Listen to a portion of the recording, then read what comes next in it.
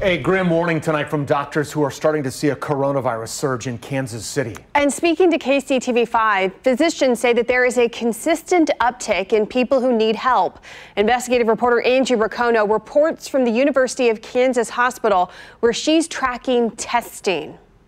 We know tests are in short supply, and we also know there's a lot of people sitting at home and they're waiting for their test results. In fact, they've been waiting for more than a week. So the best source of information comes directly from doctors. And they tell us things are starting to change, and that's why we all need to stay at home.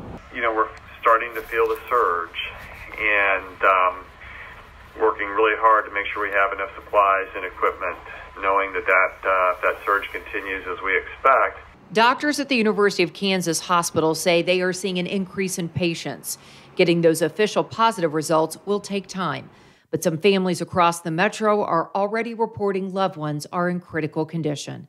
Misty's husband, Edgar, is on a ventilator. He had a positive test, but for others, it's not that simple. We can't get results back. I mean, it's just insane. Michelle Staley has been waiting 8 days for results. She's been sick for weeks. But yeah, it's kind of like having the flu to the 10th degree. I mean, it's just horrible. And one day I was in a coughing fit, got a hernia in my belly button. I mean, it was just that intense of a cough. Have you ever felt this sick before? No, I've never felt this bad before. As Michelle waits, doctors across the nation are now reporting false negatives, meaning patients test negative and then they do a second test and it's positive. Tests can be negative because someone doesn't have COVID-19, but tests could also be negative because that sample wasn't a great quality or because it's too early in disease. And so again, a positive test is very helpful. You know that you're infected with COVID-19. Negative doesn't mean things are totally fine.